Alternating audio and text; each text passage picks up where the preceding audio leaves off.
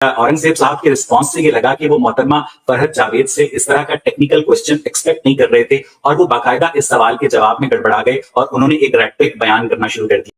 If you could tell me about air defense system, what are the capabilities that Pakistan have when it comes to neutralizing surface to surface and air to surface missile systems? On a broad guideline that the Pakistan Air Force air defense system is pretty capable of handling high speed long range vectors. Bharat मजाक उड़ा रहा है हमारी क़यादत का, जिसमें military क़यादत भी है और सियासी क़यादत भी है। फौज अनपॉपुलर है, औरतों से लड़ के ये कमजोर और बुज़दिल हो चुके हैं, तो भारत ने ये मौका तलाश कर लिया। जंग थी, उसमें तो ना अब्बा की आवाज निकली, ना बाजी की निकली, ना कहीं शक्ल नजर आई। इन शहीदों के घरों तक नहीं गए, शहीदों का इन्होंने जनाजा तक नहीं पढ़ा। अवैध ने सवाल किया था उनसे, वो सवाल ऐसा है कि जिसपे उनको बौखलाने की जरूरत इसलिए नहीं थी कि ये सवाल अब सब जर्नलिस्टों को मालूम है। ये तो अवैध बेसिक क्वेश्चंस हैं। और ये आपके पू की कॉपी के पास इतने मेडल किस काम के लिए हैं? आपके यहाँ तो ये हाल है कि कोई अंग्रेजी में सेंटर ऑफ ग्रेविटी प्रोनाउंस कर लेता है तो आप उन्हें मेडल दे देते हैं। जैसा कि आप सभी ने देखा कि किस तरह से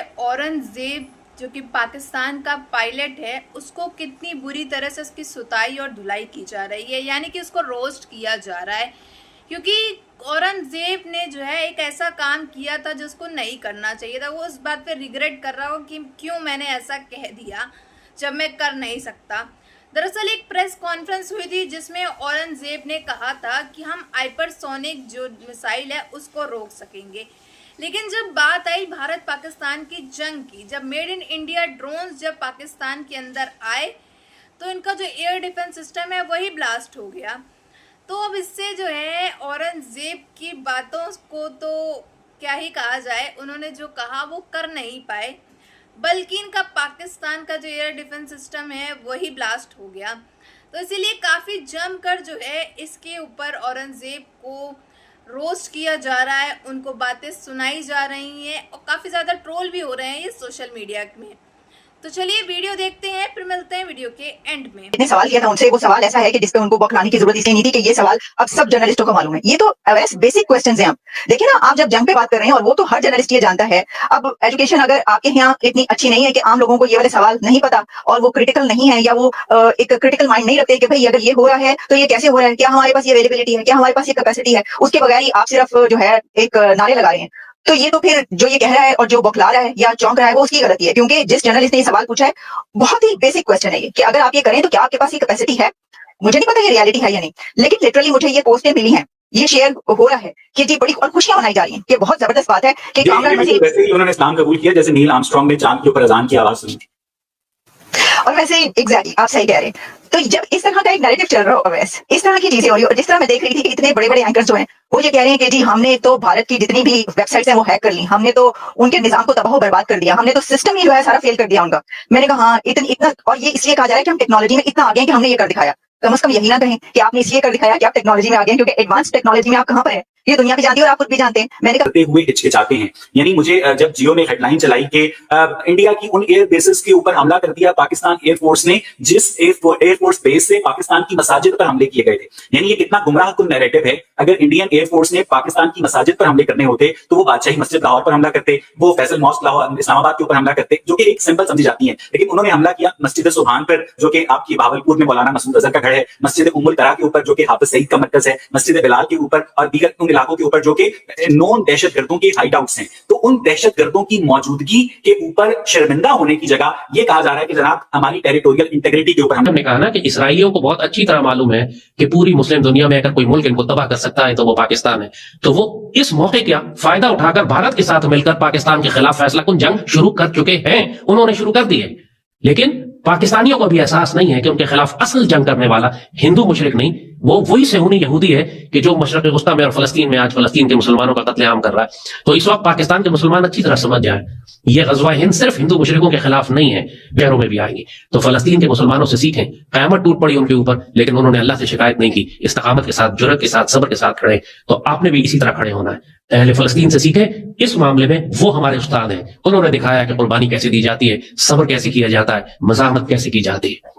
अल्लाह पे भरोसा रखें, ये जंग अभी लंबी चलेगी, आगाज हो गया इसका। अच्छा, जैसे आपने कहा पाकिस्तानी अभी सेलिब्रेट कर रहे हैं, दुश्मन ने 6 को हमला किया, हमने 10 को उनको जवाब दिया, उसके बाद से खामोशी है। पाकिस्तानी तो सेलिब्रेट कर रहे हैं, लेकिन इस खामोशी को आप कैसे देखते हैं?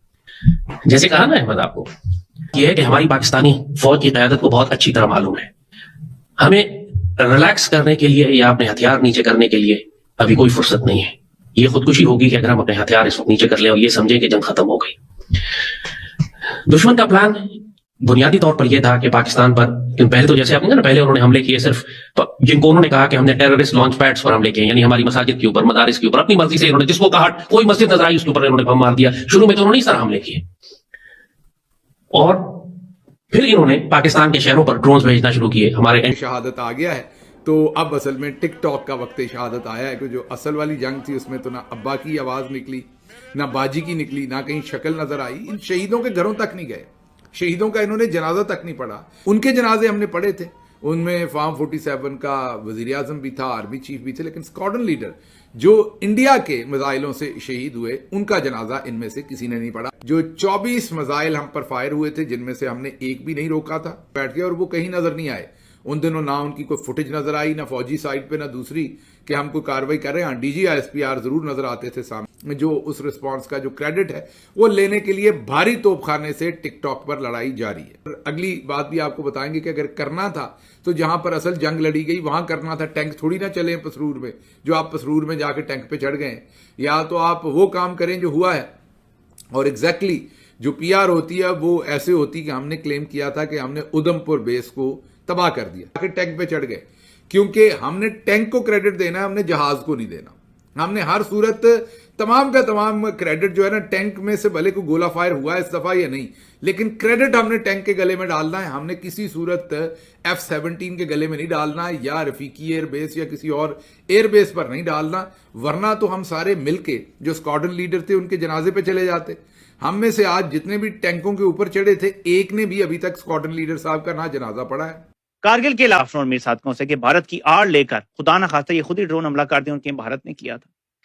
देखें, भारत में कई बार दहशतगर्दाना हमले हुए, मुंबई हमले जो हुए थे उससे बड़ा तो कोई हमला नहीं था ना, आज तक भारत उसको कैश करवाता है। मुंबई हमले वो थे जिसमें नवाज शरीफ ने एतराफे जुर्म भी किया था कि हाँ पाकिस्तान ने करवाए थे, ठीक है, इस पे तो हम नहीं माने ना, इस पे तो शरीफों की हुकूमत भी नहीं मान रही, तब नवाज शरीफ मान गया था कि हमने करवाए हैं। इसके बावजूद भारत ने इंटरनेशनल बॉर्डर क्रॉस करके पाकिस्तान में हमला करने की जुर्रत नहीं की थी। मुल्क में वादा पूरा करें ना करें, अमेरिका से किया गया हर वादा हम पूरा करते हैं, और इस टाइम मुझे ऐसा लगता है कि अमेरिका से किया गया ये वादा पूरा किया जा रहा है। पाकिस्तान के एयर डिफेंस सिस्टम की कली खोल देते हैं, ठीक है, इसको ध्यान में रखें।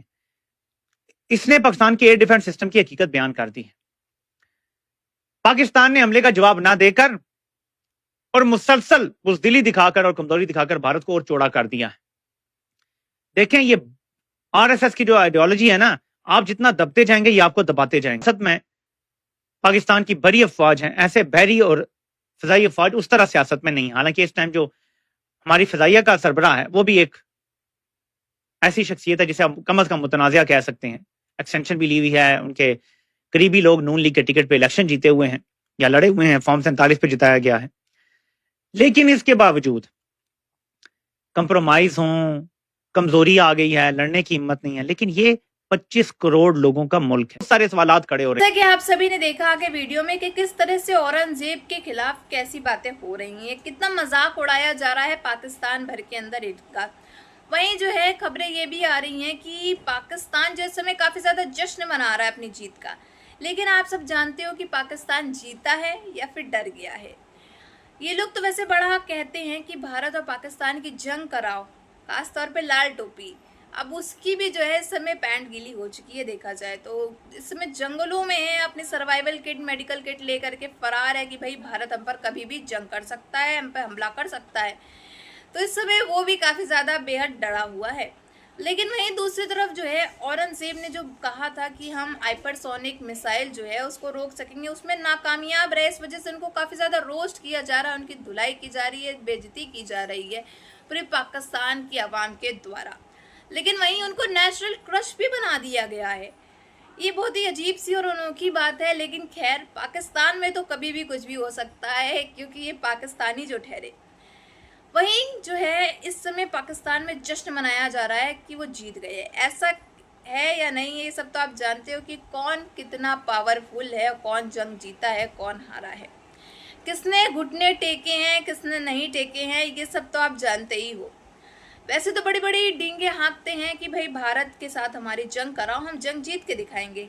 अब क्या हुआ पाकिस्तानियों, क्या हुआ आखिरकार? आपके एयरबेस जो हैं वो इतने सारे कैसे ब्लास्ट हो गए, कैसे धमाकों में तबाह हो गए हैं? अब आप इसका जवाब दीजिए। भारत पे तो आप जरी सी भी चूं नहीं कर पाए। मोदी जी जब तक हैं भारत में तब तक आप उनका बाल भी बांका नहीं कर सकते हो। और मोदी जी ने कहा है अगर इनकी तरफ से कोई भी मिसाइल ड्रोन आई या फिर गोली आई तो हम सीधा यहाँ से गोला भेजेंगे। अब सीधा आकाश डिफेंस मिसाइल जो है वो भेजी जाएगी पाकिस्तान के अंदर, और आकाश डिफेंस मिसाइल तो ब्रह्मोस मिसाइल से भी काफ़ी ज़्यादा खतरनाक है। तो अब पाकिस्तानियों अब सोच लो आपका होने क्या वाला है। अगर आपने जरी सी भी भारत को छेड़ा तो आपका क्या होगा। तो इन सब में आपकी क्या राय है ये ज़रूर बताइएगा कमेंट बॉक्स में। अगर आपको हमारी वीडियो अच्छी लगी हो तो like share and comment and subscribe please.